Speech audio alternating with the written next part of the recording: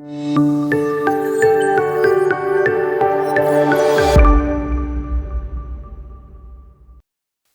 Small case investments ఎలా ఉంటాయి and వాటిని ఎవరు హ్యాండిల్ చేస్తారు?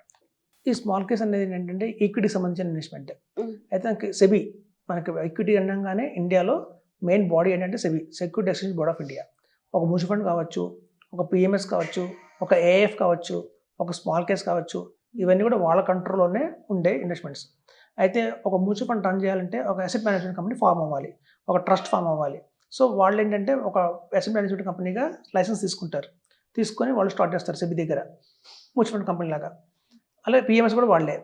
ఈ కొన్ని కంపెనీ ఎలా ఉంటాయంటే ఓన్లీ ఇన్వెస్ట్మెంట్ అడ్వైజరీ లాగానే మన సెబీ నుంచి పర్మిషన్ తీసుకుంటాయి. వాళ్ళు పర్మిషన్ తీసుకున్న తర్వాత వాళ్ళు స్టార్ట్ చేస్తారు. అలా ఇన్వెస్ట్మెంట్ అడ్వైజరీ కంపెనీస్లోనే భాగంగా మనకి స్మాల్ కేసెస్ వస్తాయి, అలాగే పిఎంఎస్ కూడా వస్తుంది. సో కొన్ని పిఎంఎస్లు ఏఎంసీలు కూడా రన్ చేస్తాయి, కొన్ని పిఎంఎస్లు వీళ్ళు కూడా రన్ చేయొచ్చు, ఇన్వెస్ట్మెంట్ అడ్వైజరీ కంపెనీస్.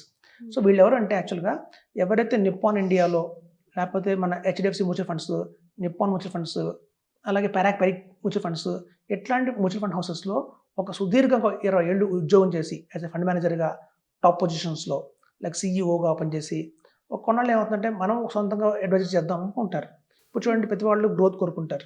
సో మనం ఎప్పుడైనా సరే ఒక కంపెనీలో చేరి ఎక్స్పీరియన్స్ బాగా గెయిన్ చేసిన తర్వాత విడిగా బయటకు వచ్చి మనం సొంతంగా ఒక రన్ చేద్దాం అన్న థాట్లో వీళ్ళు ఉంటారన్నమాట. సో స్మాల్ కేసెస్ అన్నీ అలా వచ్చినవే. ఎవరైతే ఒక సుదీర్ఘంగా ఒక ఫండ్ హౌసెస్లో పనిచేసి, లేదా ఒక ఫండ్ హౌస్లో కాకుండా ఒక 4-5 ఫండ్ హౌసెస్లో పనిచేసి సీనియర్ లెవెల్లో ఒక చార్టెడ్ అకౌంటెంట్ అయి ఉండాలి. Chartered accountant or any business school, top business school నుంచి మంచి సర్టిఫికేట్ హోల్డర్ అయి ఉండాలి. అకాడమిక్లో పాస్ట్ ఎక్స్పీరియన్స్ బాగా ఉండిన తర్వాత వాళ్ళకి పర్మిషన్ ఇస్తుంది. ఓకే, మీరు ఇన్వెస్ట్మెంట్ అడ్వైజర్ కింద మీరు రన్ చేసుకోవచ్చండి. సో అట్లా వచ్చిన వాళ్ళు ఏం చేస్తారంటే వాళ్ళు సొంతంగా వాళ్ళకున్న టెక్నికల్ అనాలిసిస్, ఫండమెంటల్ అనాలిసిస్ అన్ని స్ట్రాంగ్గా ఉంటాయి, వాళ్ళకి బాగా త్వరగా నాలెడ్జ్ ఉన్న వాళ్ళు సొంతంగా స్టార్ట్ చేస్తారు.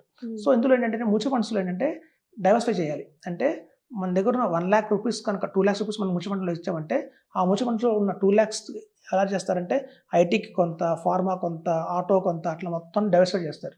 అలా డైవర్సిఫై చేసి కొన్ని కండిషన్స్ ఉంటాయి. ఒక ఫండ్లో 6% కంటే ఎక్కువ ఇన్వెస్ట్మెంట్ చేయకూడదు అని రూల్స్ ఉంటాయి. సో ఆ రూల్స్ ప్రకారం ఏం చేస్తారంటే ఆ వచ్చిన కార్పస్ అంతా చేసుకుంటూ వెళ్తే 120 కంపెనీస్ వస్తాయి.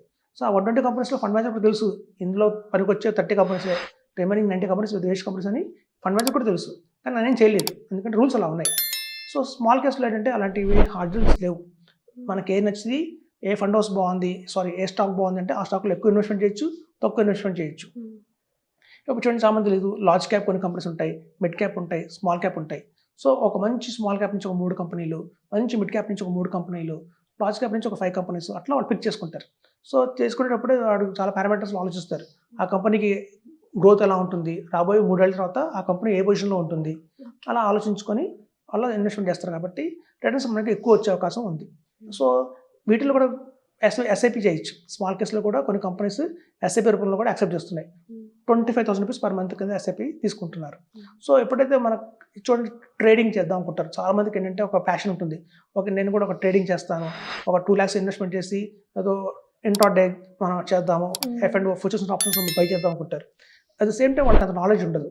ఏదో ఫ్రెండ్స్ చెప్పిన స్టాక్స్లో, లేకపోతే కొంతమంది ఎక్కడ ట్రైనింగ్ తీసుకొని ఒక 6 monthsకి 3 monthsకి ట్రైనింగ్ తీసుకుంటారు. మీరు కంపేర్ చేస్తే ఒక 20 years అనుభవం ఉన్న ఫండ్ మేనేజర్కిను 2 నెలలు 3 నెలలు నేర్చుకున్న వాళ్ళకి తేడా అనేది కంపల్సరీగా ఉంటుంది. ఇది లక్ వస్తే బై లక్లో రావాలి, లేదంటే అంత ఫండమెంటల్ అనాలిసిస్ వీళ్ళకి ఉండవు. వీళ్ళకైతే ప్రాపర్ నాలెడ్జ్ ఉంటుంది.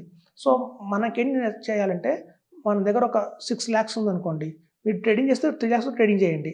ఆ రిమైనింగ్ 3 lakhsని మీరు స్మాల్ కేస్లో ఇన్వెస్ట్మెంట్ చేయండి. ఒకవేళ మీరు ఏదన్నా పొరపాటున తెలుసుకో ఆ 3 lakhs లాస్ అయినా కూడా ఇక్కడ 3 lakhs మిమ్మల్ని సేవ్ చేస్తుంది. ఓకే. సో మనకు అలా మనం చూసుకొని మనం డైవర్సిఫై చేసుకుంటే మాత్రం మనకి రిటర్న్స్ అనేవి బాగుంటాయి. ఎప్పుడైతే స్మాల్ కేస్లో మీరు కొంతమంది ఇన్వెస్ట్మెంట్ చేశారనుకుంటారు 3 lakhs 2 lakhs, మనకు తెలుస్తుంది వాళ్ళు ఏ స్టాక్స్ కొంటున్నారు, ఐడియా ఉంటుంది. ఆ స్టాక్ వాళ్ళు ఎందుకు కొన్నారు, ఎందుకు అమ్మేశారు, సో మీరు నేర్చుకోవచ్చు కూడా. సో వాళ్ళ దగ్గర మనం 2 లక్షలు పెట్టిన తర్వాత మన ఇన్వెస్ట్మెంట్ పెరుగుతుంది, అట్ ద సేమ్ టైం మనకు తెలుస్తుంది వాళ్ళు ఏ స్టాక్స్ కొంటున్నారో. తద్వారా ఏంటంటే మనకు కూడా ఐడియా వస్తుంది, ఓకే అలా ఫండ్ మేనేజర్ ఎలా ఆలోచిస్తున్నాడు, ఫండ్ మేనేజర్ ఎలా ఆ స్టాక్ని ఫ్లిక్ చేసుకున్నాడు అని మనకు ఐడియా వస్తుంది. సో అలా మీకు నేర్చుకోవడం కూడా ఉపయోగపడుతుంది. కాబట్టి small cases are the best investment అని చెప్పచ్చు. ఓకే.